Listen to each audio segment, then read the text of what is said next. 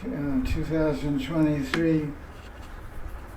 There's some points made, and there were some questions were brought up a few weeks ago, which we couldn't answer because we didn't know the answer. That's a good reason. But I didn't leave it at that. I did my homework and found the answer. What were the questions? The question was, when Narada, in the first canto of Bhagavatam, chapter 5 and 6, it describes the story of Narada Muni. How Narada Muni, for 4 months, he and his mother were serving great saintly persons. They were not just saints or sadhus, they're all Krishna bhaktas. So every day these saints and sadhus, they were speaking Srimad Bhagavatam for 4 months, Chaturmasya, which is now time, July to November. They were speaking Bhagavad Gita for hours on end, 8 hours a day, and Narada Muni was hearing this Bhagavad Gita. So during that time, one of those Brahmins gave Diksha to Narada Muni. And this point is brought out in the fifth chapter, first canto, 5th chapter, verse 37, in the commentary by Vishnu. Although it doesn't say that in the Sanskrit slokas that he took Diksha, it does tell the verse that he chanted. This is the Diksha mantra they received. When I was asked the question, what mantra did Narada Muni chant? And I said he chanted Om Namo Bhagavate Vasudevaya, which was partially right. So this is the Diksha mantra of Narada Muni, and this is the mantra that he chanted throughout his life. And by chanting this mantra and practicing Vaidhi sadhana, he came to the level of prema, had one darshan of Vishnu. And then he left his body, and simultaneously at the time of giving up his material body, Vishnu from the spiritual world brought a divine spiritual form for him. That's explained in first canto, chapter 6, verse 28. So, and this is the Diksha mantra of Narada Muni in first canto, chapter 5, verse 37. Om Namo Bhagavate Tubhyam Vasudevaya Dhimahi Pradyumnani Hridaya Namaha Sankarshanaya Cha. So basically the verse is describing,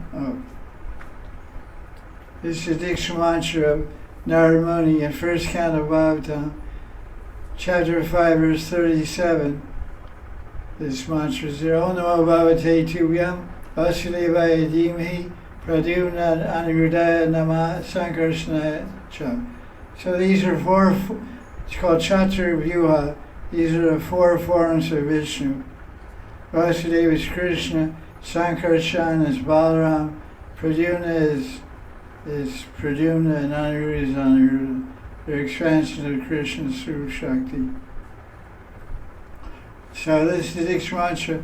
And in the purport, Vishnu explains that this is the personal, these verses are the personal mantra, Diksha mantras, that Narada Muni received from his guru.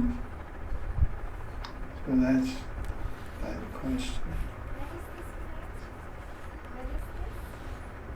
This is in Vishnu Chakravarti's commentaries on Bhagavatam, which is called Sartha Darshini, translated in English by Madan Swami. First canto, chapter 5, verse 37.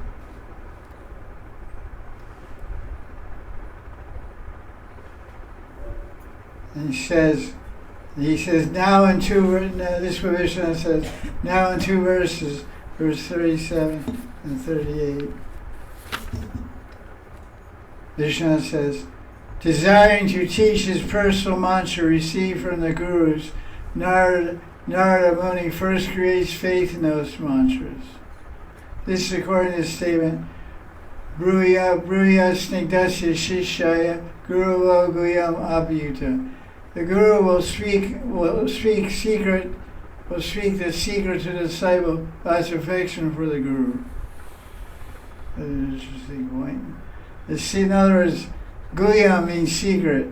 The secrets of the secret mantras, etc., the secrets of Siddhanta, etc., will be given to disciples who have affection for Guru.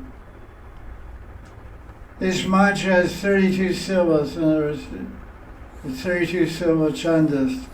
The mantra Devata is Bhagavan in 4 forms, Chaturvyuha. In verse 38, Narada Muni explains, chanting this mantra indicating Chaturvyuha, one should worship a deity who is the subject of the Dhyan mantra, the Lord worthy of worship. That person is worthy of being seen. So we are given a mantra, we're given a Diksha mantra to worship a mantra Devata and attain a mantra Devata. Mantra Devata has a Ishta Devata Stan, a Dham. So if you worship Narayan, you go to Narayan Loka. That's why Narada Muni is always living in Vishnu Loka. And he travels throughout the universe also. He goes from Vishnu Loka to Brahma Loka to Patal Loka. He travels everywhere. He even goes to Pichi Loka, Yama Loka, he goes to hell, he goes everywhere. He likes to travel. So this is the story of Narada Muni's Diksha. Oh, I forgot that book. Did I? Well, anyway, I want to make a correction, because about 2 weeks ago, someone was asking about anarthas and when do anarthas quit. I said there's anarthas even up to prema, but I was mistaken. It's not that way. I read wrong. I forgot or whatever. I was just speaking. But so in Bhakti Rasamrita Sindhu, and it's in Bhanu Swami's book. I don't know the book. I forgot the book, but it's in page 84 and 593 in Bhakti Rasamrita Sindhu edition by Bhanu Swami in English. Where it says there's no anarthas at praying, but there's anarthas at bhava. Even at the level of bhava, anarthas still exist. Although they're very fine, refined anarthas, basically they're the subtle anarthas revolving around pratishta. There's no more nama aparad, there's no more vaishnava aparad, there's no more jiva aparad, there's no more aparads at the level of bhava, but there's still an anartha of being a victim of pratishta. So that's why the 10th offense, the holy name, it says, what is the 10th offense? It says, to continue to think in terms of ahamameti is pramad. The Sanskrit, I forget the details. To think in terms of I and mine is madness. Pramad means prakrisharena mada. Mada means intoxicated. Mada means mad. Prakrishna means excessively. To be excessively intoxicated or mad is to think in terms of I and mine. So, like I'm chanting 64 rounds a day. Well, you're a really big guy, you know. Can I get your autograph? Some people become proud of they're good devotees, but they get proud of their bhajan. They tell everybody about their bhajan. It's not an aparad, it's not sin, but it's an artha. It's called pramad. Always bhajan is secret. Okay, that's that file. And now, questions and answers.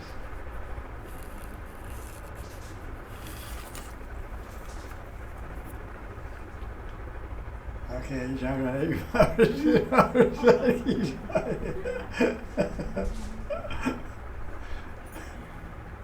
no questions. There was no class. It was a class on cooking, and and the stove runs out of gas, and your cooking class is over. So it's a class of questions and answers. There's no questions. The class is over. I don't mind. The idea is that from Sunday to Sunday you read Shastra and you keep a notebook and write questions. When you get on Sunday you show up with questions. Now you show up to be entertained. It's not much entertainment anyway. He has some rain, some squirrels running around, monkeys jumping. There's some entertainment, but otherwise it's pretty boring. Questions? Aditi? No questions. Wow. In Bhagavatam, the description of like Nanda Baba and Gopals, they go to worship Pashupati, Lord Shiva on Shivaratri day. And they describe that Ambikavan and Saraswati river in Braj. Where they are exactly located, Gurudev? Like Ambikavan, Saraswati river and Pashupatinath. The question is about on Shiv Chaturasi, as per the rule, even great Vaishnavas will worship Lord Shiva. It's the vow of Shivratri. It's called Shivratri vow, or Shiv Chaturthi. It's described in Hari Bhakti Vilas, and most even Gaudiya Vaisnavas observe that day. So Nanda Maharaj is a great Vaishnava. Of course, he's a Nitya Parishad of Krishna. But he's a great Vaishnava. He worships Lakshmi Narayan. He has murtis of Lakshmi Narayan. And offers all his bhoga to Lakshmi Narayan and gives Narayan prasad to Krishna. That's a funny point. And Krishna likes it. Krishna likes Mahaprasad also. Krishna's eating himself.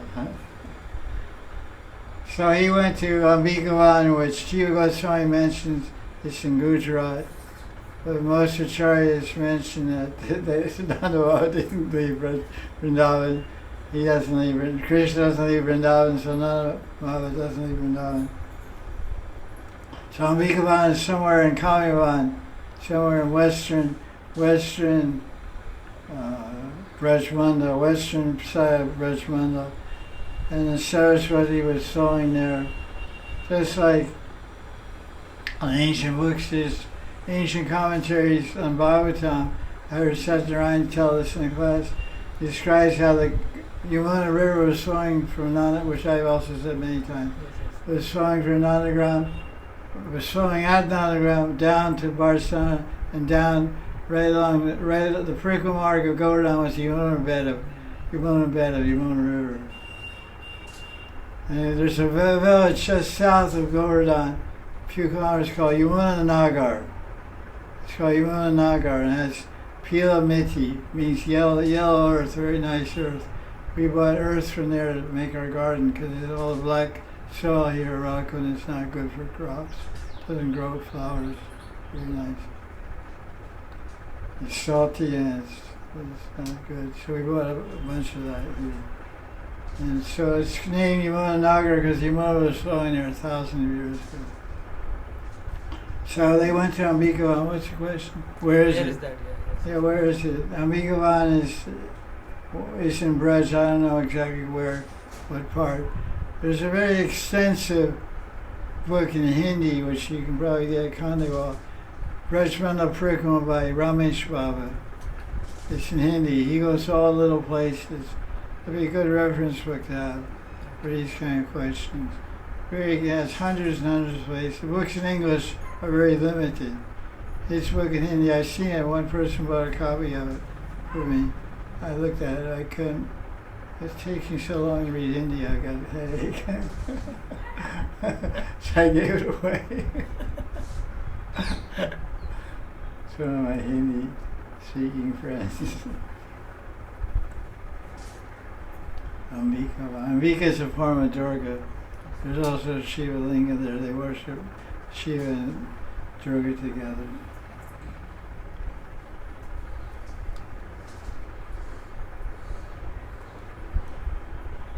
Krishna has a nurse named Ambika also. Ambika, Kalimba and Ambika, the two Datris, nurse assistants of Yashoda. They breastfeed Krishna sometimes when he gets too, when Mother Yashoda's trying to do something.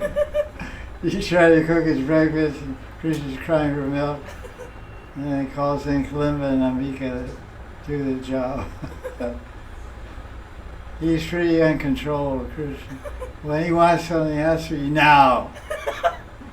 No, Krishna doesn't wait. Now. That's why Puja is always on time. It's always punctual. Krishna doesn't like things to be a minute late. When I did Pujari work in ISKCON, 1977 to 81, I was Radha Krishna Pujari and book distributor. And they had a board outside in the D room of time of off. I had to write down time offering, time arti, and the head Pujari would check it. And it was 1 minute. You had to write down honestly. It was 1 minute late or 1 minute, 2 minutes late. And the offering was supposed to go on at 11:45 before 12 o'clock arti. So you write down 11:46. Then you call the Pujari to his office. Why was it late? Give you heavy sauce. It was like, it was like Swiss. But this was not far away from Switzerland. But the guy maybe was Swiss or something. Heavy Pujari has Swiss blood. I don't know. So that's exactness. It's a good thing. I have a neighbor like that. I can tell what time it is. And the lights go out, I know it's 9 o'clock. I know it's 9 o'clock, but my neighbor's lights go out. They're on fast. I'm like, what's wrong with her? Her clock must not be working. Maybe she's sick or something. I get worried,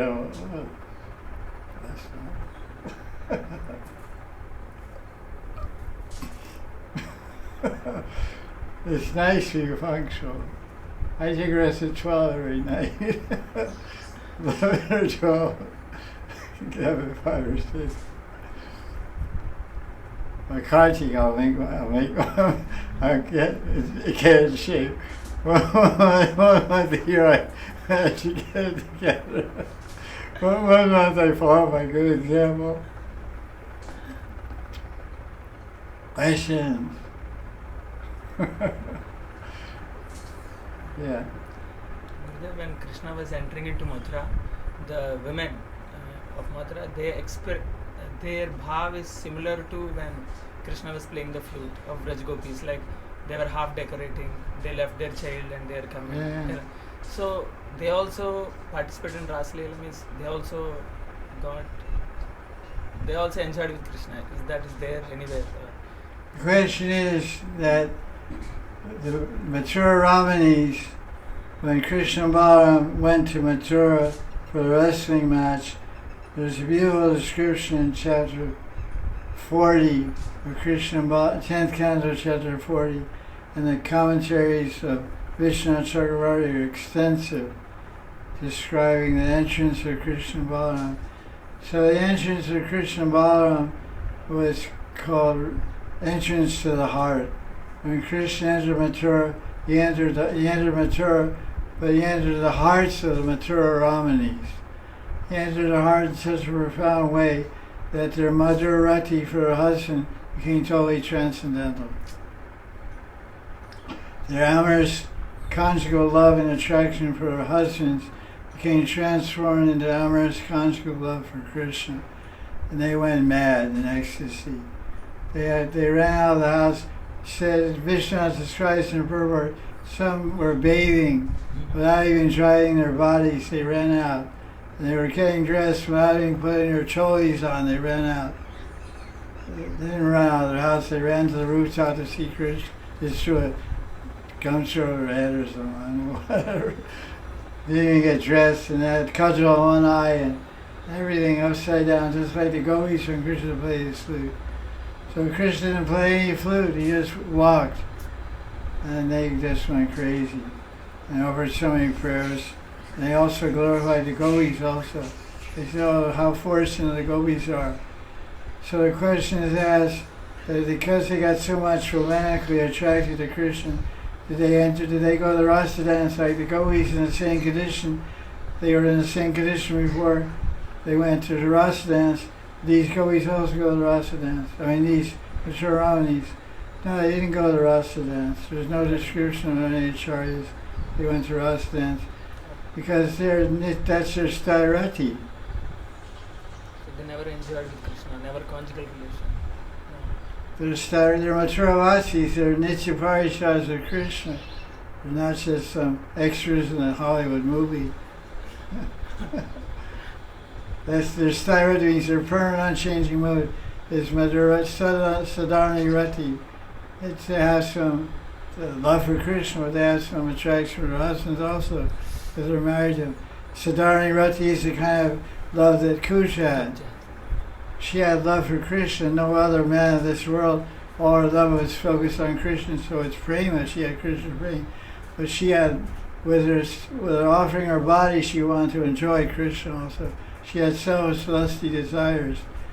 Some selfishness, so it's called common love. Sadharana means common. The word sadharana means common, ordinary, regular love. Sadharani rati.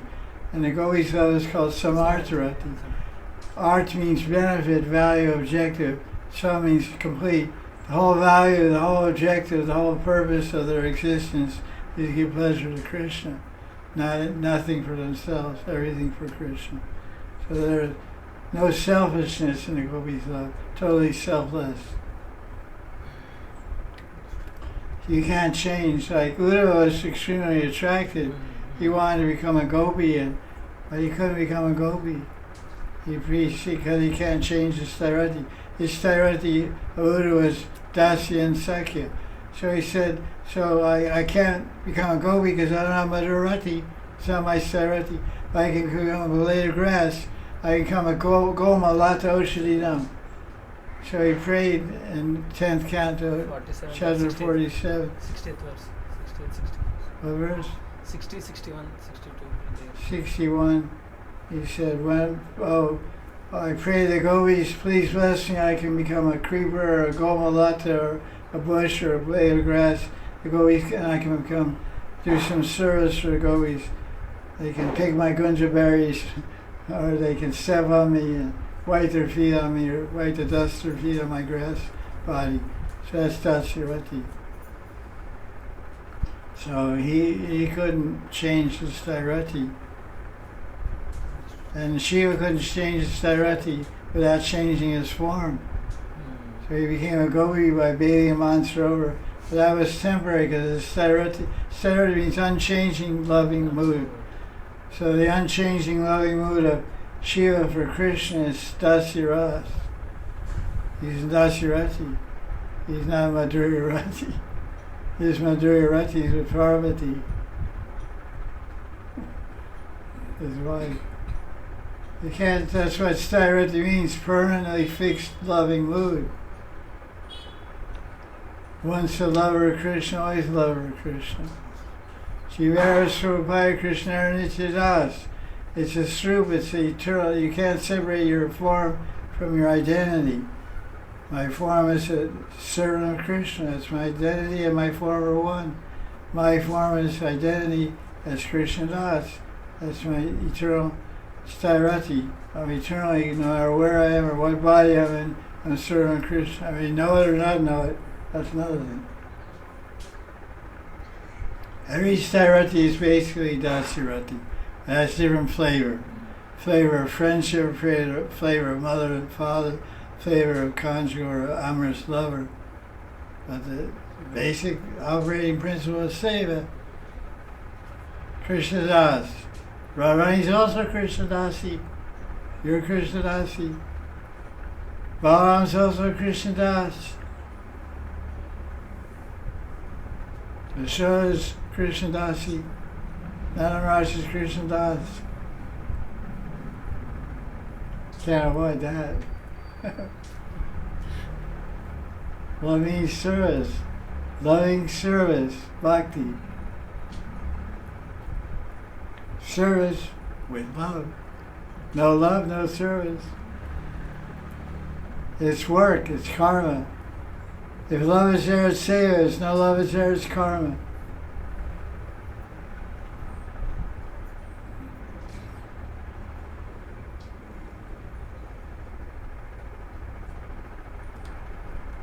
Yeah, Akshay Bhadrabhava. There are two kinds of devotees, Bhajananandis and Goshtyanandis.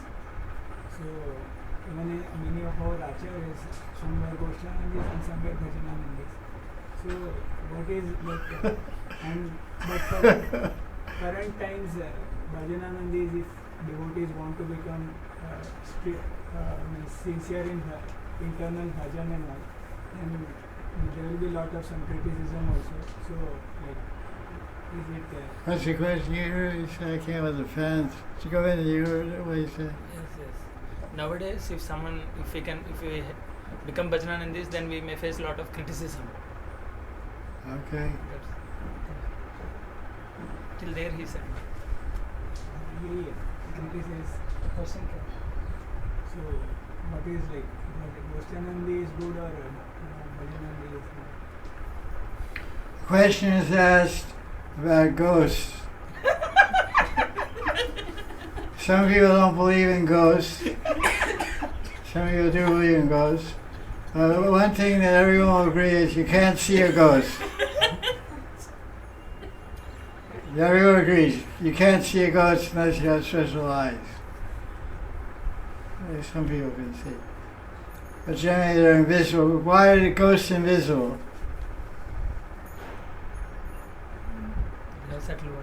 They don't have a body. They don't have a gross body. They have a body of mind. So only you have a body of mind, you're a ghost. So the devotee's asking a question about Goshtyanandi and Bhajananandi. First of all, there's no such terms anywhere in the Goswami books. This term Goshtyanandi Bhajanandi is a unique contemporary creation of I.G.M. Igama. So you're asking me about something that's invisible. It doesn't exist. Because everybody that follows Raganuga Bhakti also preaches about Krishna. And also chants holy name. So that means every devotee is Rag Bhakti. Bhakti is also a preacher. He preaches Hari Katha. Go around Radha Kunda right now. There's 20, 30 Babaji giving Hari Katha classes.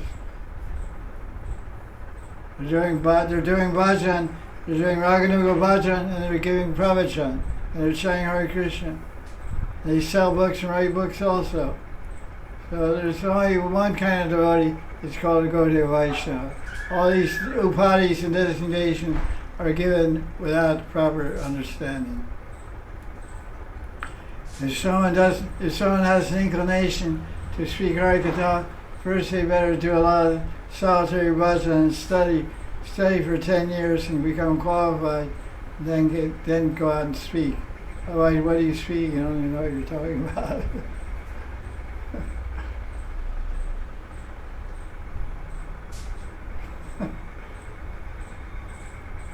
Is that your question? Or? Yeah. There is also a thing that Bhajananandis who are into bhajan, they are very selfish. They want to do it for themselves. That is the main thing. And preaching is secondary. Preaching to others is a secondary thing. First, bhajan is for my own self. What's your point or what's your question? They are very selfish. But those who want to do bhajan, they are very selfish. Is that right or wrong? Is it right or wrong?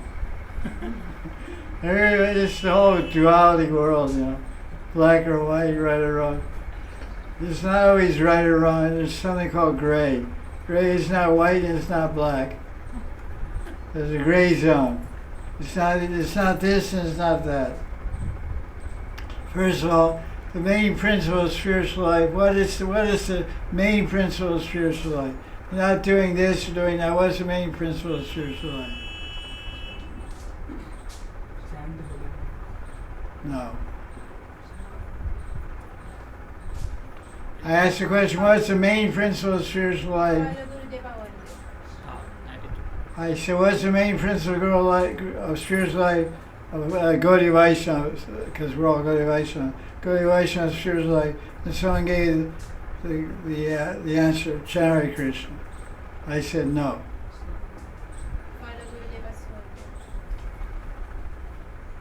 Guru Toshan. You understand? Pleasing the Guru is the main principle of spiritual life. If Krishna's happy, if Guru's happy, you go to Krishna. If Guru's unhappy, you don't go to Krishna. Simple. Now, how you make Guru happy, that's 1,001 different ways. Smit Pani Shochim Brahmanishtam. Go out and collect firewood all day. Go cut trees and stack up wood for the winter. That's pleasing Guru. That'll take you to Krishna. Cook for the devotees all day long. And any guests to come, immediately go in the kitchen and cook something important for them on Guru's order. That will take you to Krishna. Well, please Krishna is following the order of Guru.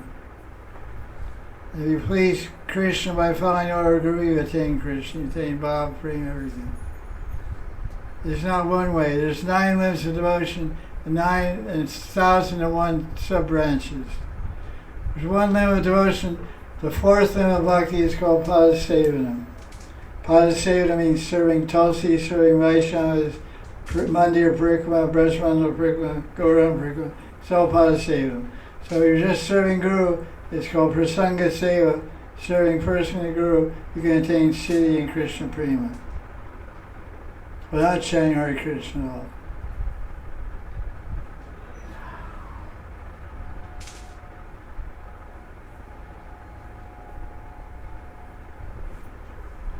So is it right to want to do bhajan? It's right to, if your Guru says do bhajan, that's right. That's the best thing. If he says go preach, study and preach, study for a few hours a day and preach for a few hours, then you do that.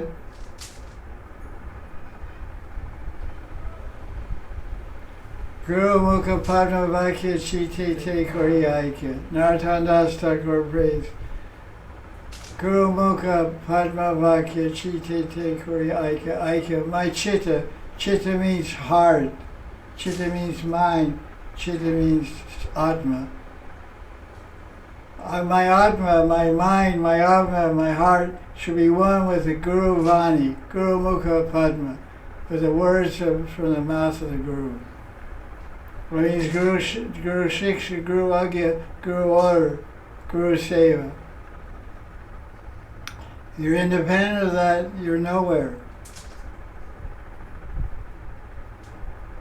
Independence, trying to cross the ocean of samsara, independently of Guru, is like trying to swim across the Atlantic Ocean holding the tail of a dog. Come on, dog, let's go.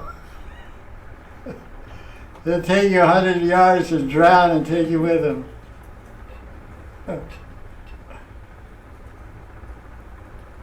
We say in Hindi, Guru Kripa Hi Kevalam.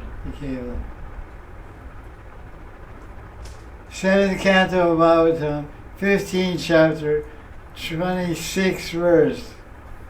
Etat sarvam Guru Bhakti yanjasa jayate. Everything can be conquered easily, yavasha, by Guru Bhakti. Everything can be accomplished by Guru Bhakti. Narada Muni's teaching. 7th canto, 15th chapter, text 26. Yavasha means quickly, easily, fast.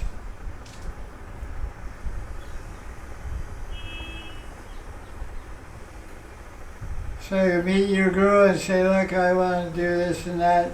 You give your blessings. I'll take it from there.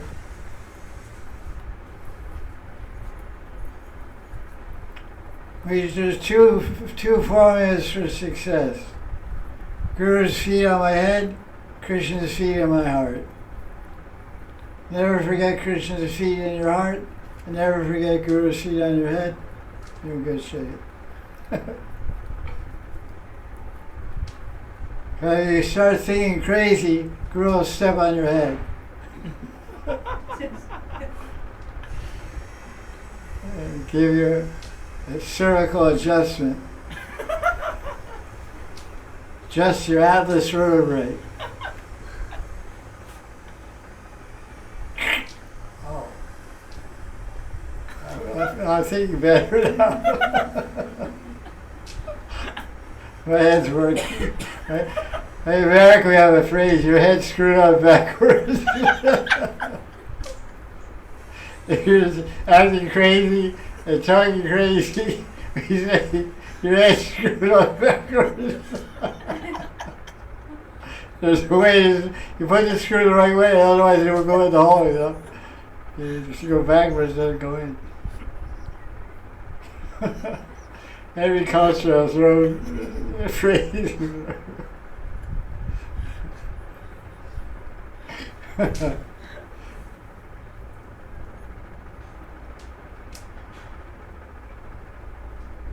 Like in some cultures, you may be going to do something, you're going to do something soon. So you say, I'm running. Doesn't mean you're running, doesn't mean you have track shoes on and you're running 100 meters dash. You know, it's covered, and by the time you get to your destination, you're covered with sweat and your clothes are sticking to your body.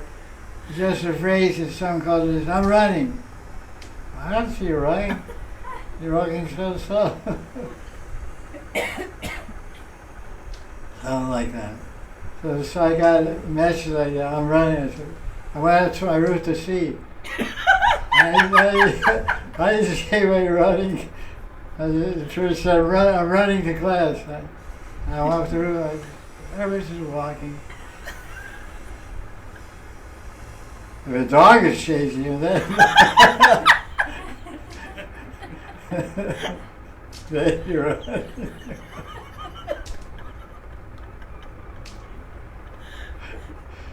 Running fast. Try going among large, he can run and race you. See how fast you go. Dogs chase you up the street. I had the experience. I was living down near Sheetal, near that area. Among large, he chased my dogs. God, it's going to run so fast.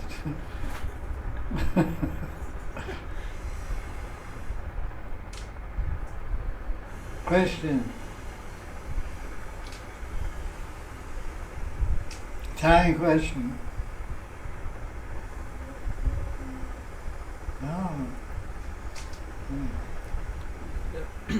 From Bhakti Sandarbha, means my understanding is that Jiva Goswami gives most of the discussions between the devotees based on Bhagavatam and concludes that from each discussion the point that coming out is like Bhakti is the process and Bhakti is the Abhideya that we have to follow like that.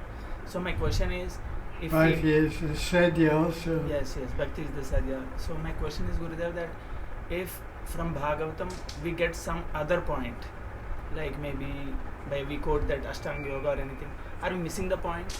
Are we? Yeah, definitely. Okay. Or Varnashrama, because in 7th canto.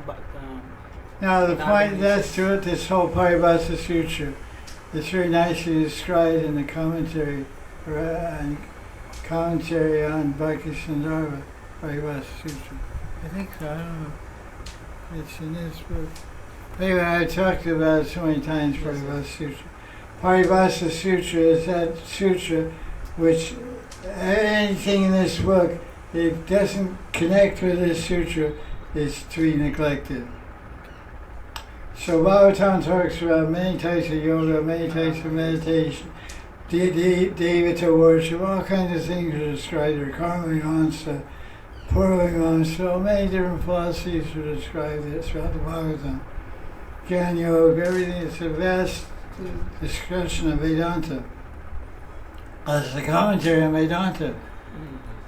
But what the Paribhasa Sutra, the key verse that describes the whole book, is the first canto, chapter 3, verse 28, which says, Krishna's tu Bhagavan Swayam. And then when anything that talks about Bhakti, it's Bhakti to this Krishna. Swayam Bhagavan, Krishna Swayam Bhagavan, not any other form. And Bhakti to Krishna, service to Krishna is the goal of Bhagavatam, is the goal of life. That's the first canto of Bhagavatam says. And the first canto, chapter 2, describes Krishna Bhakti. So that sets the standard for the whole book. And this verse is Paribhasa Sutra. But Jiva Goswami also says, any verse that goes against this, we don't accept that. this truth. It says this sloka 1:328 is like an emperor that rules over any other king. There's an emperor and there's small kings. King of Mewar, king of Jaipur, king of Bhartpur, king of so many kings. But there's the emperor. Akbar is the emperor of all India. But there's also many Hindu kings here and there all around the place. Small timers. But what he says is the final law. So the final verse of the Paribhasa Sutra is this. Just like the Bhagavad Gita, what's the Paribhasa Sutra Gita? 1865. So Bhagavad Gita talks about Gyan Yoga, Stang Yoga, Karma Yoga. But the meaning of Bhagavad Gita, the intention of Krishna speaking Bhagavad Gita is to teach bhakti to himself. But he's highlighting all these other things to give a full picture of the reality of sadhana bhajan. Yoga sadhana, Gyan sadhana, karma, etc.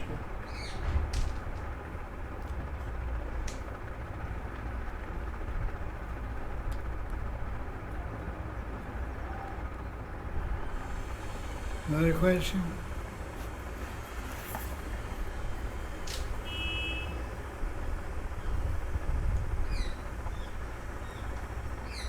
Questions?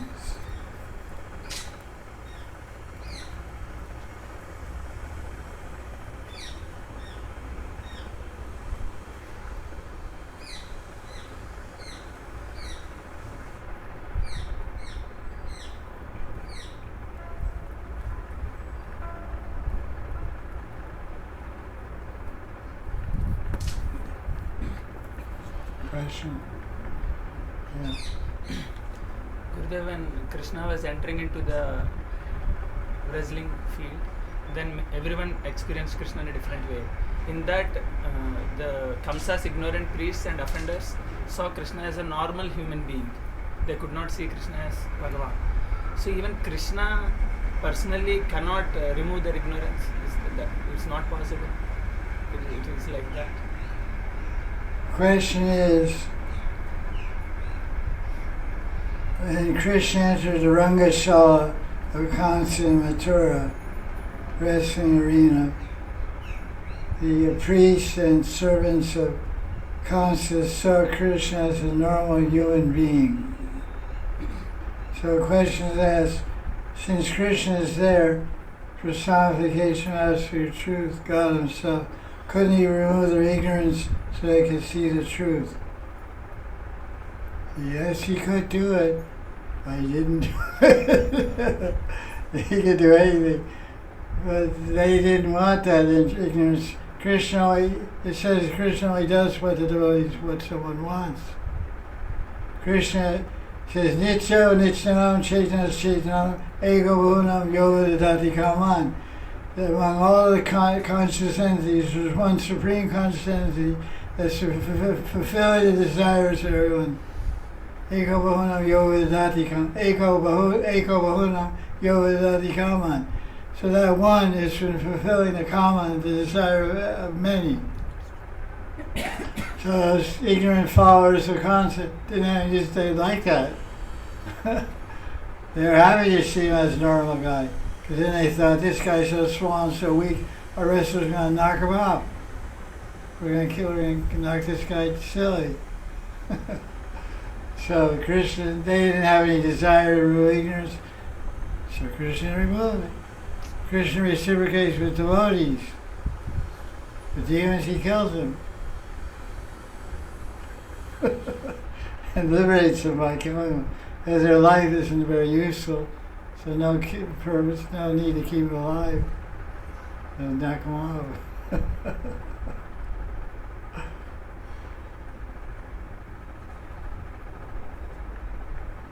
Some people saw Krishna on the battlefield. They didn't get prema.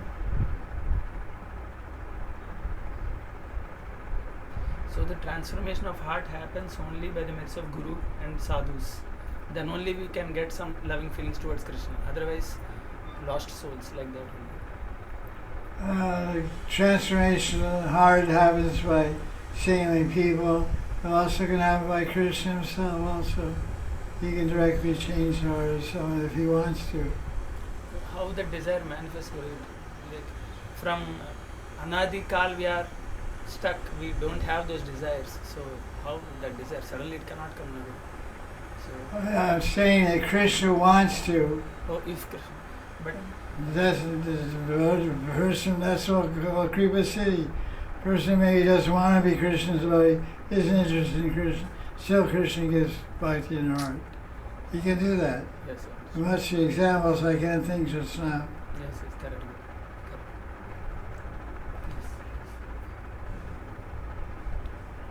He's free, he's not bound, there's no limitation to Krishna. That's the meaning of God, there's no limitation. You can't say you can't do this. There's limitation for conditioned souls, but not for Bhagavan. Bhagavan can't do this. That's the verse in Bhagavad Sandarbha 93. Kartam akartam,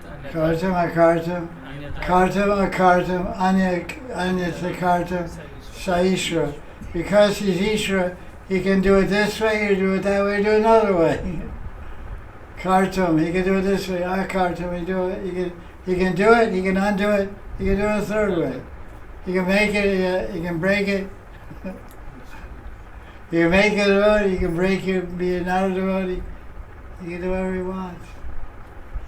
He's Swatantra Bhagavan.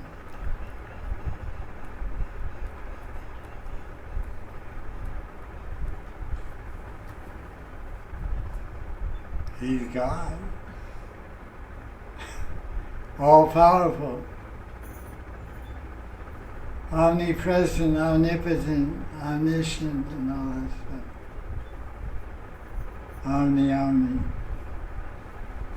Omni everything. Questions? Okay. Then I want to know the meaning of the word Dhimahi, like Satyam Param Dhimahi means what exactly it means. It's not just thinking, it's what is it? What is Satyam? Meditating. Dhimahi in Gayatri, Dhimahi comes. Satyam Param Dhimahi. Satyam Param Dhimahi. Yeah. The first verse. Meditate. So What is the difference between thinking and meditating? Means how to go internally. What is one question what is about Dhimahi? Dhyan and then one question about the first verse of Bhagavatam. What is that word Dhimahi means what? Dhimahi. Param Satyam Dhimahi is a sutra from Vedanta. Yes. Dhimahi means to apply your intelligence to the absolute truth. Dhimahi means to meditate on the absolute truth. What the meaning of the word? What? Like in Gayatri Mantra also we have Dhimahi. So That's explained in my Dikshan book. yes. Means I want to know difference between thinking and Dhimahi. Means what is the difference? There must be some meditation. Dhyan is fixing the mind for a long period of time on one object. That's called dhyan. Thinking is going every second. We're thinking it's called manoritti. Manoritti means thinking. Waves of thoughts are flowing through our mind every second. That's thinking. These are three functions of the mind: thinking, feeling, and willing. When you concentrate all those thoughts on one object of meditation, that's called dhyan. There's no second. That's what yoga means. Yoga is chitta vritti nirodha. Nirodha, no distraction. Chitta vritti. Yogas. Patanjali defines yoga. What is yoga? Yoga means chitta vritti nirodha. Nirodha means no second thought, no obstacle, no opposing. Vritti means fluctuation. Vritti means fluctuation, modulation, fluctuation, changing of mind, no changing thought. Manas, this is yoga. Yoga means to capture the mind. Dharana means hold the mind. Dhyan means to fix the mind. First you hold the mind, then dharana, and then dhyan. Pratyahara means you withdraw everything, withdraw the senses, fix it on the internal mind. The internal mind is filled with so many thoughts. Then you grab hold the mind on one thought, the lotus feet of Krishna. Then you concentrate on Lord Sri Krishna with full concentration for an extended period of time. That's called dhyana. So dhimi means that extended, concentrated attention of the full mental faculties on this mantra.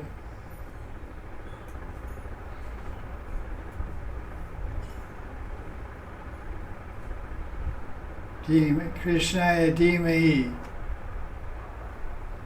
I concentrate my full attention, full mind for every single thought and desire, every thinking, every thought, every feeling, every will, every sankalpa, every will is fixed on attaining this Ishtadevata named Krishna.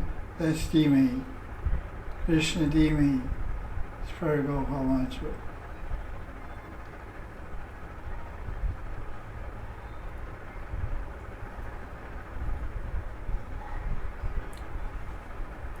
How to get more conviction for because spiritual life is generally said internal life, and generally tend to think that it is fictional, but generally because dreams are generally conception is dreams are fictional and all.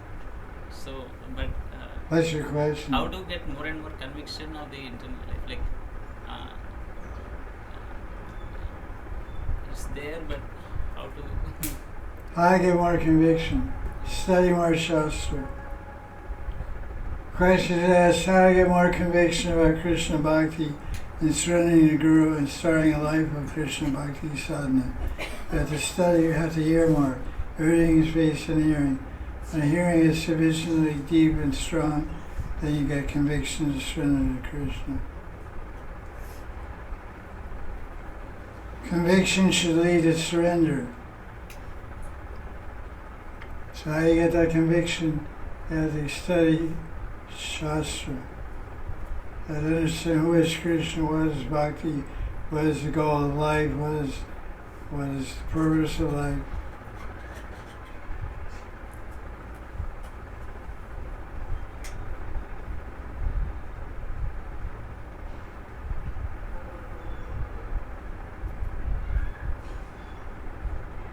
There's two kinds of things. There's reading lots of books and there's realizing one book.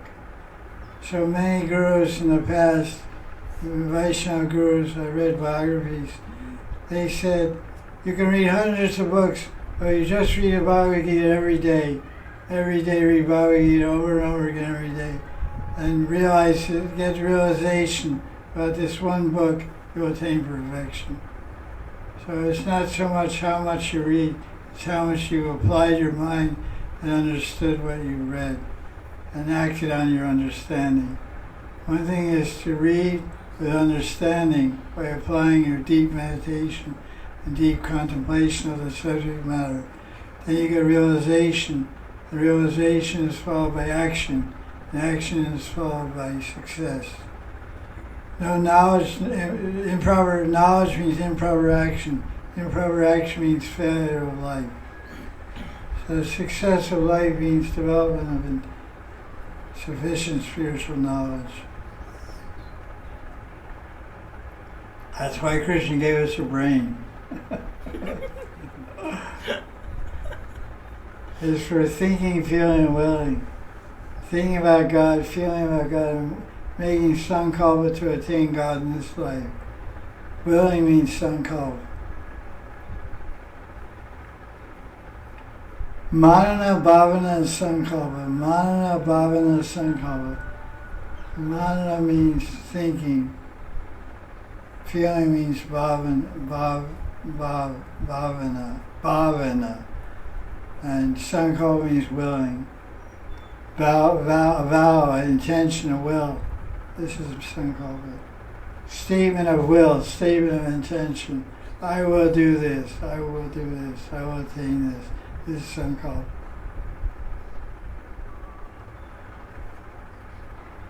Manana means deeply contemplating the subject matter.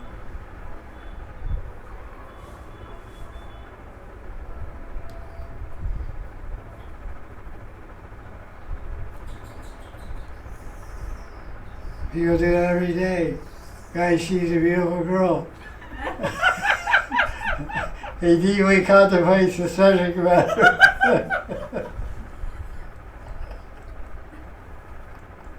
He gets feelings. They act on those feelings. And that's where the trouble begins.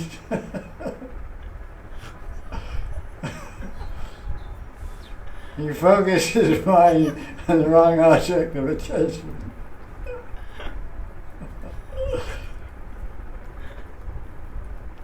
Madan Bhavana.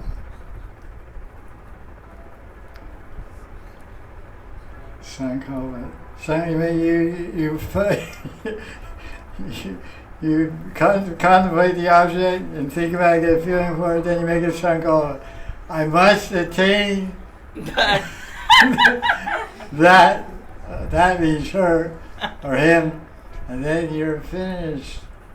You can't sleep, you can't eat, can't digest your food, you have diarrhea. And your body's overheated. Too much heat in your stomach, too much heat in your head, transfers to your stomach, and goes to your intestines. And this is a danger. Dayatam Vishyan Pamsam, Sangas Teshu Vijayate, Kama Krodha Vijayate. Okay, what else? Question. Yeah. In Stavavali 7 in Manashiksha, it's written that even you can overcome greed and many things, but Pratishta is like still there. Even if you overcome bad association and manage with lust, anger, but Pratishta is very difficult to overcome. So why it's so? And with Pratishta comes also to husband envy, and to children violence, and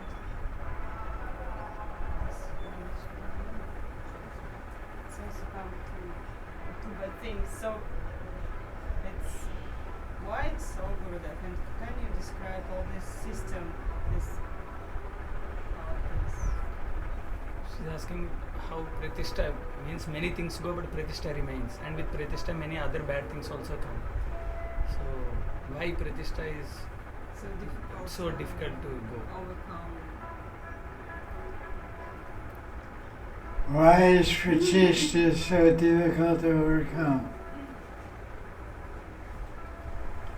Pratishtha means you haven't established your nishtha and your ishta.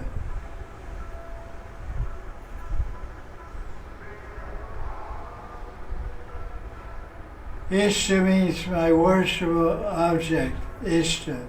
Ishta means my controller, my Lord, my Master. So I say if you haven't established nishtha in your ishta, you'll be subject to pratishtha. Nishtha means, what does nishtha mean? Nishtha means confidence.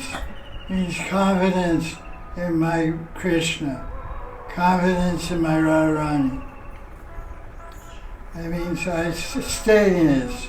If we're steadily absorbed in our Ishtadevata, that's called Nishtha in your Ishta. That means you're always seeing your Ishta everywhere. Krishna says in Gita, Parasham Rishu, I am the ability in persons. You have ability, it's Krishna. I am Buddhi Matam Asmi. I am the intelligence of the intelligent. This is all Gita, Krishna's telling. So anything one has, any talents, any skills, anything that one has is Krishna's Shakti. The Shakti is coming from Krishna, belongs to Krishna. It should be used in His service. So then you can't have pride because it's not yours. You can't be, it's hard to be proud of something that's not yours. You have beauty, you think your pride is ignorance. You're ignorant of your Ishta. If you have some beauty, imagine how beautiful is the source of your beauty. how beautiful is Radharani. If I think I'm a beautiful woman, I compare my beauty to Radharani's beauty, and then I start laughing. Then the joke is on me. Because Radharani is perfect beauty, and we have so many imperfections. So we always remember our Ishtadevas are Radha and Krishna. We always be humble, and how humility and persistence can reside in the same house. Humility runs away from pratishta. Pratishta destroys humility. So pratishta is the result of insufficient realization of Krishna. It's a symptom of anartha-nivriti, but it lasts for a long time. It goes all the way up to bhava, as I said in the beginning of this session. So pratishta is difficult to get rid of. That's why Lord Chaitanya, this verse is only emphasized in Gaudiya Sampradaya. Srinadapi Snichinatori Vasishna. Krishna's Kaviraj says we should wear this around our neck, like neck beads.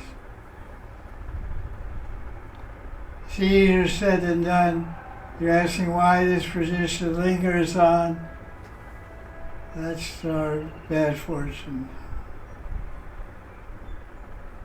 But, little by little, things are going away. Pratishta is a tough one.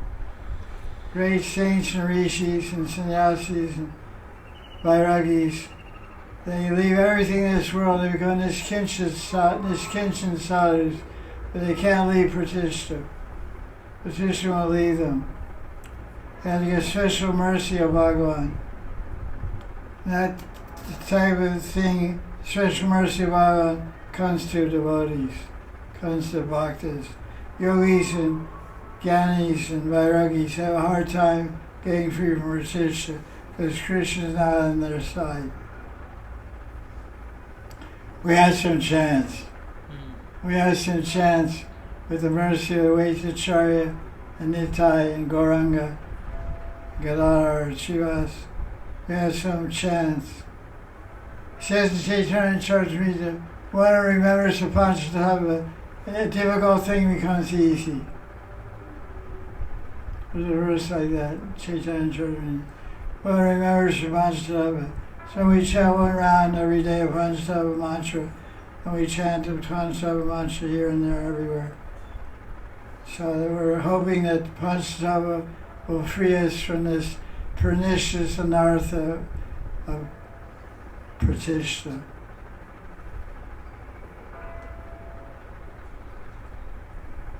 Rome wasn't built in a day, they say.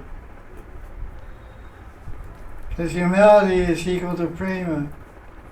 So the more prema is in your heart, the more humility is in your heart. In terms of Gaudiya Vaishnavism.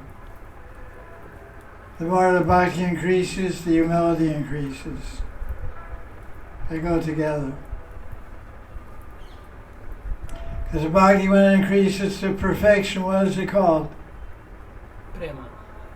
Prema. And everywhere the Charya is right, the prema and humility are side by side.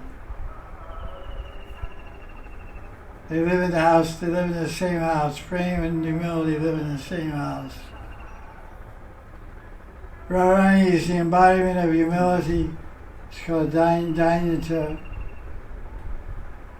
Dainata. She's the perfection of shyness, humility, and perfection of prema. Srimati Radharani.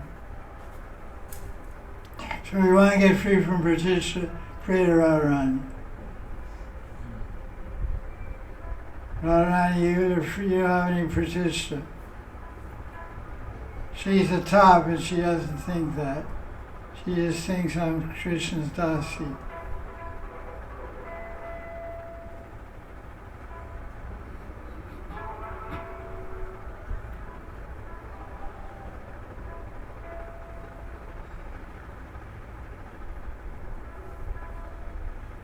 When Krishna left, went to Mathura, the gopis were crying.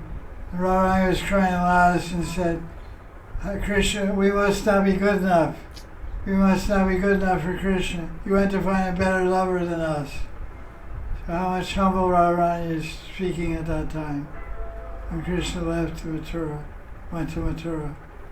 She thought, well, he must have left because of me. My love wasn't genuine enough.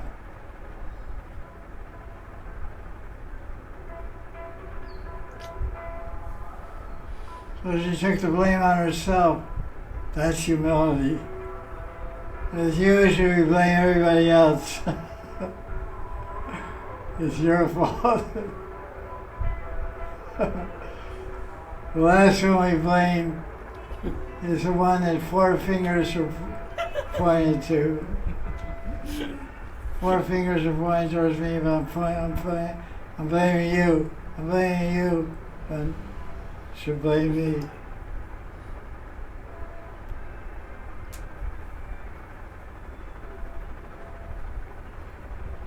There's 2 ways to see reality. Me-centered or you-centered.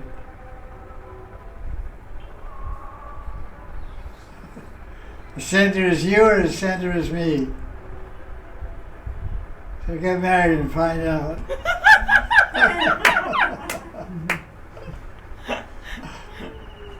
They have 2 yous come together.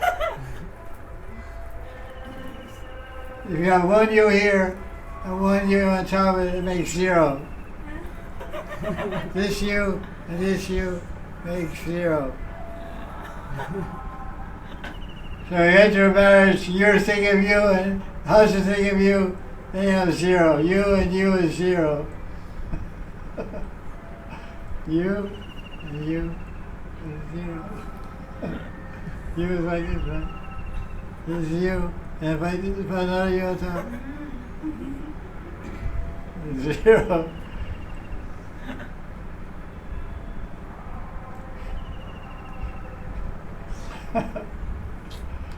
Questions? What time is it? That's my question.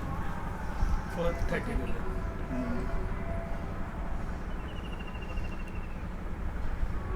Any that question? Yeah, indeed. Maharaj, in the article which you gave about Vrindavan and all the jivas in Vrindavan, so one should be very humble and respect all the jivas present in Vrindavan. So what is the practical way of understanding about every single entity here?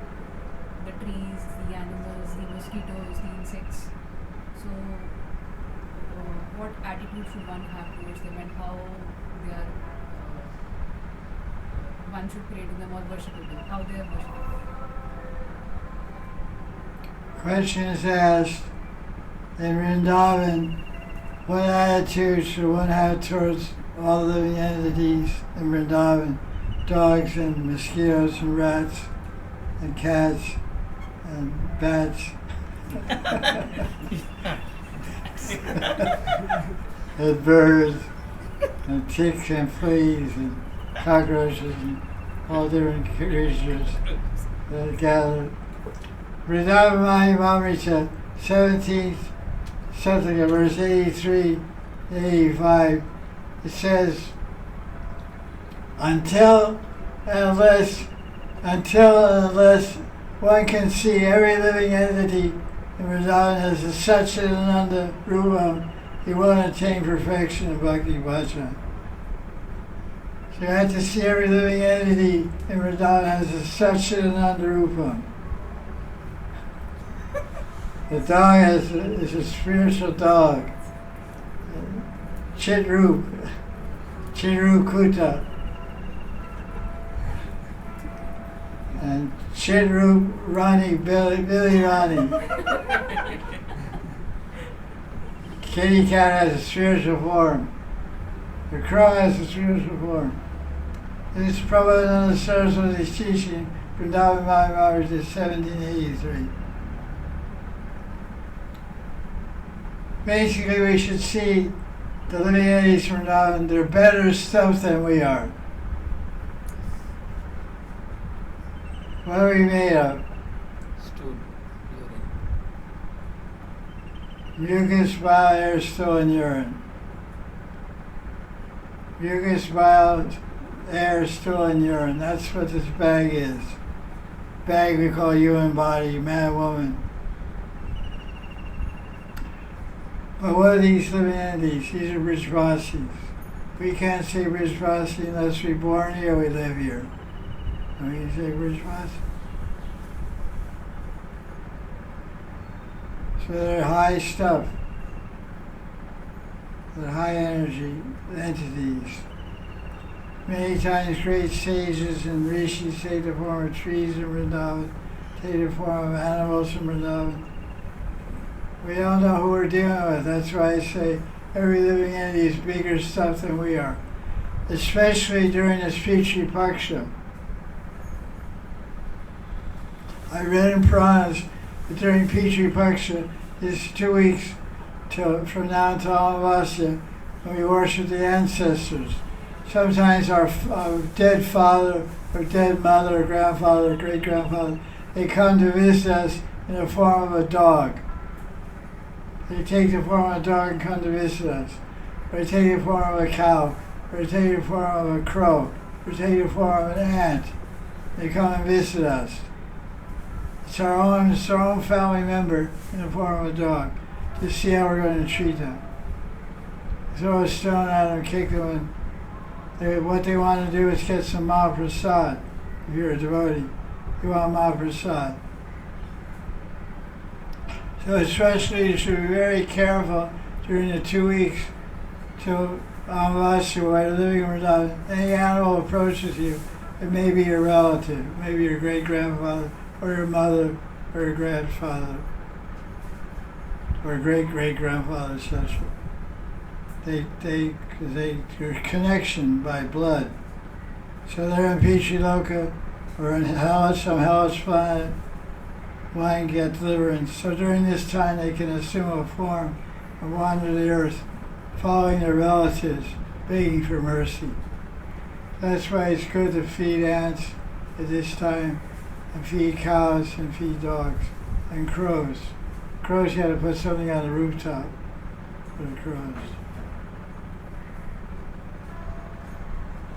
They like samosas and puris. Actually, the type of bhog that your ancestors like, Pitris like, it's bhaka bhog, food cooked in ghee, pakoras, puris, halava, and crows like these things too. Dogs also. Dogs like ghee. You put a roti down the ground, a puri, which one will a dog eat first? Puri. They eat the puri. Even though he's a UP dog, and all UP dogs eat lots of rotis on the UP people. So UP dogs, if they have a choice roti, or no roti, they'll take a roti. But if it's roti or puri, take a puri. People give them biscuits, that's cheap. They don't like biscuits. Only they're really hungry, they eat biscuits. If you're at a tea stall eating biscuits, then buy a samosa for a dog.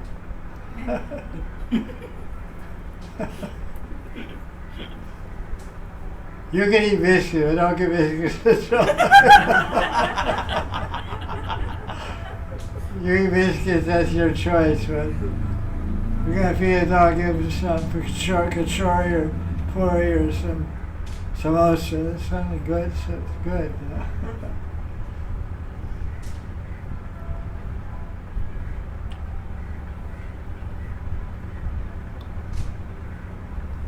It's funny, I put, you don't see any crows anywhere, because there's very few crows now in Brajmanda, very, very, very few. Hard to even find a crow. But a lot of times you go on the roof and you put the food should go in the south direction of the roof. You look, that's way south, that way south. You put it in the south direction of the roof, you face south, fold your hands, pray for Pitris and ancestors, please come and take this food. And pray to crows, well, I don't know where you are, but please come here. Pretty soon a crow will come. I see him myself. You look around, you don't see any crows anywhere. You usually hear them. They just think crow. It's not like us. If we get food, if we get something because it's some Maharaj, we put under our shirt, run away somewhere, and eat it in some dark corner no one can see. So we eat it all. We don't want to share. But crows aren't like human beings. When crows find food, they call their friends. It's a fact. Crows are very social. Some animals are very social. Monkeys are very social. They stay together. And crows stay together. Dogs aren't very social. Cats aren't social. The crows and monkeys are very social. They stay together. They go together. Packs of them. So when one crow finds something, while he's eating, he goes, oh, caw. You say, go. So then his black brother comes, his other brother and sister, and they get excited when they're eating, they get excited, and they call all their friends and relatives, go. Big feast here at Swamiji's house. I seen it. I had experience. When eating, they get very excited and they call all their friends. Go. The human beings get some food.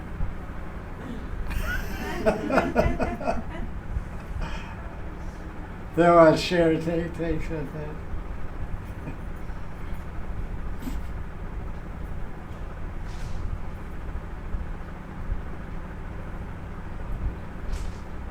Question, no question.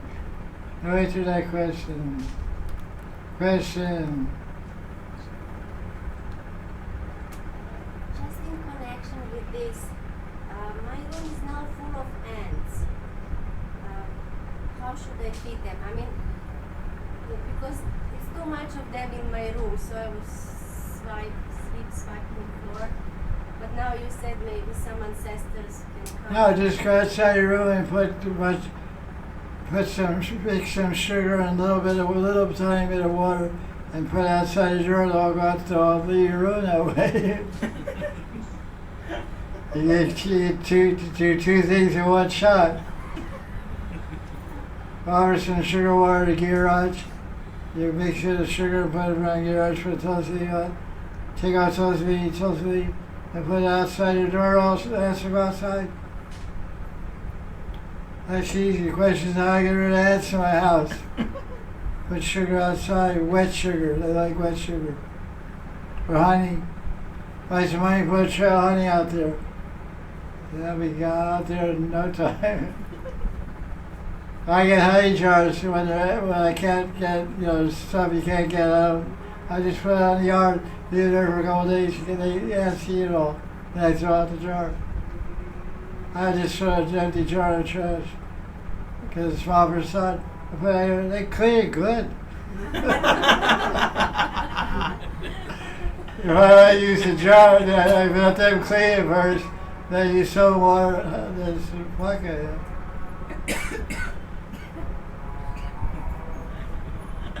I realize such strict rules here. Here it's very strict rules. You don't find empty jars lying out there. There for 1,000 years. But you find an old jar lying around here. Okay, no wrong. There's intention behind everything. There's some intention. I keep a screwdriver in my kitchen, a little screwdriver. And Vindrika cleans the kitchen every time. And she sees that screwdriver, she moves it where all my tools are on the bottom, behind the door on the floor, a bunch of hammers and tools there. That screwdriver I use over my yogurt container. I have a chapati warmer. I put my yogurt in there, put it inside a chapati warmer box, and it turns into yogurt the next day. I can't open it with my hands to get stuck, so I stick the screwdriver and open it. So I made yogurt the other day. Where's that screwdriver? That Rindrika. She quote unquote saved cleaning the kitchen and moved everything here, there, everywhere.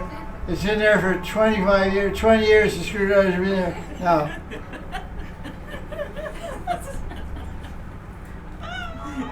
Well, that's a tool, so it must be there. So I go to the tool and it's all on the bottom. This little thing is all about hammer, screwdriver, this, that, fire, there it is.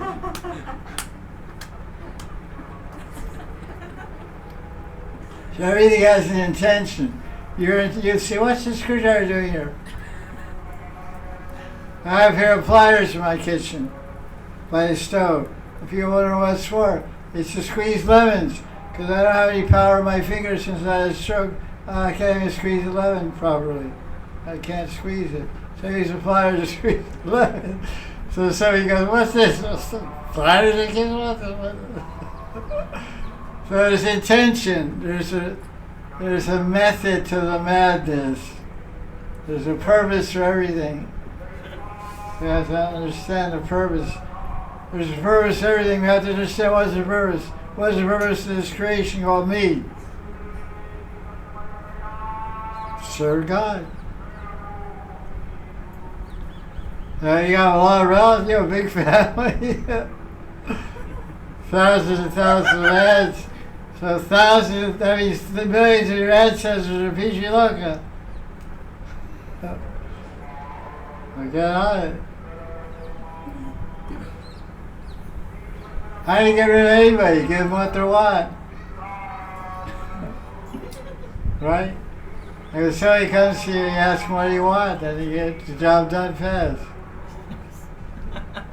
If anybody approaches you, just ask them right straight up, how may I serve you? What do you want? People come here all the time. Oh, how are you? How can I serve you? What can I do for you? Well, I came to get a donation for my daughter's marriage. That's okay, here we go again. How much?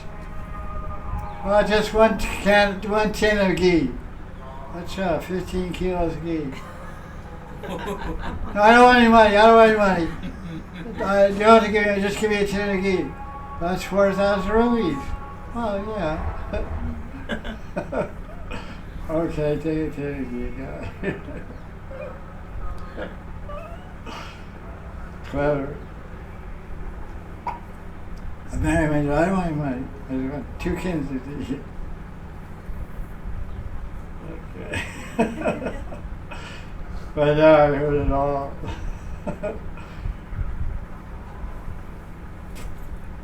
Question. Internet question? No. Yeah.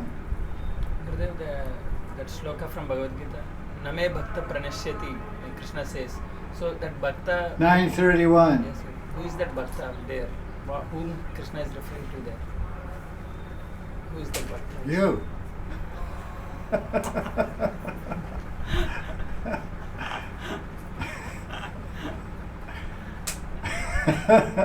In Gita chapter 9, verse 31, it says, Kaunteya Pratijani. Kaunteya Pratijani. So, Krishna is giving an order to Arjuna. He's telling, declare it boldly, Arjuna, my devotee never perishes. What's your question? Who is that Bhakta? Is it kind of means beginner, or he's talking about, because in that chapter he talks about Mahatmanas Tumam Parda, he talks about great devotees, Sadatam Kirtiyam Toma, like he talks about great devotees who always absorb. So he's talking about such devotee, or maybe a beginner also, whom he's talking about there. Well, because the verse follows, verse 30 says, Sudarachara. Yeah, Abhichet Sudarachara. Verse 30 says, Abhichet Sudarachara means behavior, Dura means bad, and Su means very, very bad behavior. Someone who behaves very bad, but if he surrenders to Krishna, he becomes saintly. Such a bhakta never perishes. So verse 31 is the second sentence. It's all one talk. So he's saying, someone's very bad, but he surrenders unto me, he becomes good. And not only that, he'll never perish. He'll come to me. So Krishna's talking, when he's saying my devotee will never perish, he's not referring to a Mahatma or a Param Bhakta or a Baba Bhakta or Prem Bhakta. He's talking about a Durachar Bhakta, a badly behaved Bhakta. He will not perish. This is the greatness of Bhakti and the kindness and affection of Bhagavan. Whether you're a big devotee or a small devotee, as long as you stay devoted to Krishna, you'll never perish, you'll never be defeated. Yahavikrama nasasti pradyavana Swalpamapyasya dharmasya trayate. Samavavjasya dharmasya trayate mantava. There's no fear for a devotee, because anything he does is preserved, anything good he does, any bhakti he does is preserved and kept by Krishna. I'll get it in my start again next life with that bhakti. That's the good news. Whatever we're doing is going to be with us, supposed to be our starting point. Whatever our finishing point is in this life, that'll be our starting point next life. If we become 60% Christian conscious in this life, next life we'll start 60%. If we get 100%, then there's no next life.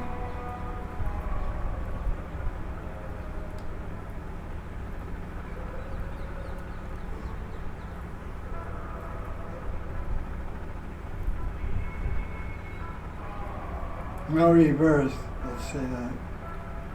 And life is there, but it'll be spiritual life in the spiritual world.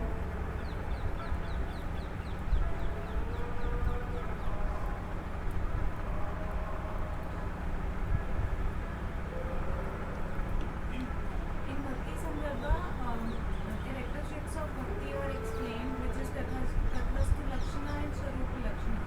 Will Tathastu Lakshana lead us to Swarupa Lakshana? What she said? In Bhakti I know Swarup Lakshana, Tatastha. will Tatastha Lakshana lead to Swarup Lakshana? Well, Tatastha Lakshana Bhakti lead to Swarup Lakshana Bhakti. Bhakti always is progressive.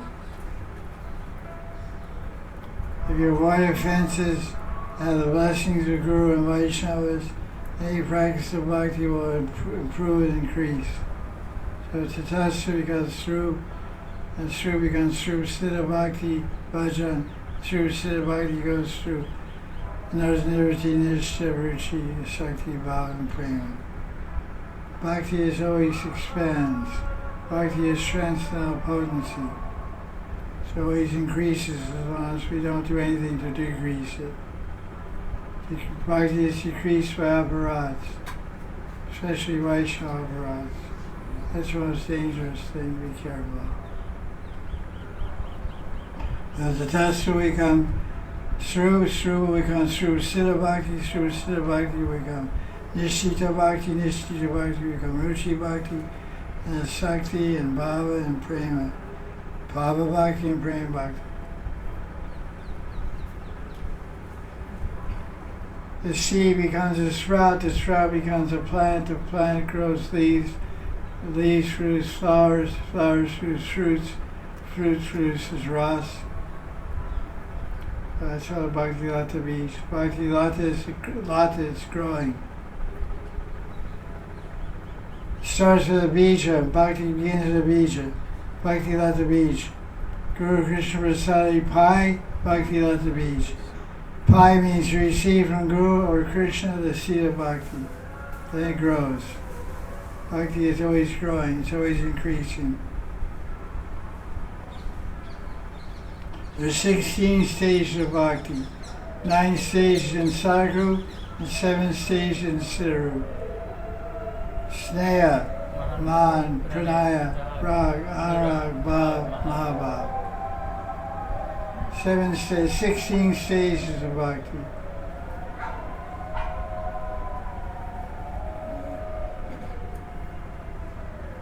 Shraddha, Bhajana, Sadhasanga, Bhajana Kriya, and Bhajana Vritti. That's 9. 9 and 7 and 16. 16 stages of Bhakti perfection.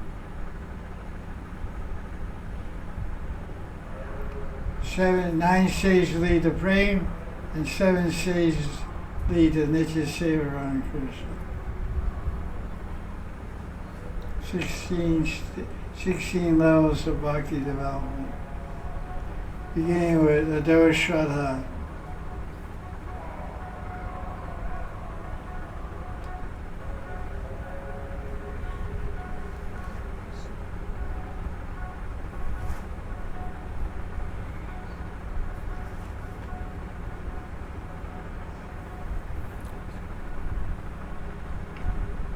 What is the main principle that Krishna established through Gita? And second question related to that only, Gurudev. Can a person... One at a time. What is the main principle that Krishna established through Gita? The main principle that Krishna establishes through Gita is selfless love of God, Krishna Prema. This is the main principle of Gita, to learn to love God purely and selflessly. The main principle of Bhagavad Gita. What is the main principle of Bhagavad Gita? The main principle to learn from Bhagavad Gita is selfless love of God. Shuddha Bhakti, Shuddha Prema, Krishna Prema. What's the second question? Can a person who is not practicing bhakti understand the teachings of Bhagavad Gita? Person who is not practicing bhakti can understand the teachings of Bhagavad Gita. Yes, he can theoretically understand the teachings of Bhagavad Gita, but he won't be able to realize the teachings of Bhagavad Gita without a guru. Krishna tells you, want to know the teaching of Gita? You have to follow verse 434 of Gita. Tadvidi pranipatena pariprasnena sevya upadekshanti te jnana jnanastavadarshana. To learn the truth of Gita, Tattva-jnana, you have to learn from Guru. Pranipatena means you have to surrender to Guru, Guru Padashraya, and ask questions and take Diksha and then get Shiksha. Dikshadi Shikshanam. Surrender to Guru, take Diksha, then ask, then get Shiksha. Diksha, you get into a Diksha, then Shiksha. So this is the teaching of Gita, 4th chapter, 34th verse. Surrender to Guru, take Diksha, receive Shiksha, then you can realize the teaching of Bhagavad Gita, realize the main principle of Gita, which is Krishna Prema. Without a Guru, you can never attain Krishna Prema.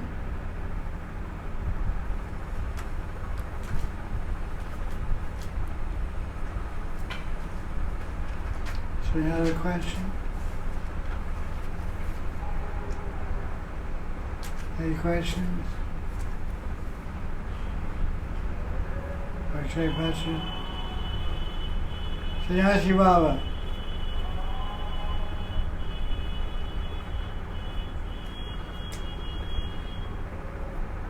Okay. Jaya Jaya Sri Radhe.